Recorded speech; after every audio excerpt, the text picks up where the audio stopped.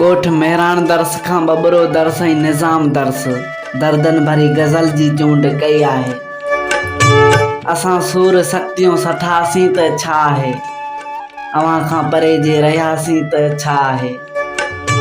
असीं रोज़ धरती खे ॿोड़े छॾियूं था, पहिरीं लुड़क पल जा वठासीं त छा आहे। पुछी ॾिस असां खां असांजूं कहाणियूं, ॿ टे दर्द दिलि जा वंडियासीं त छा आहे।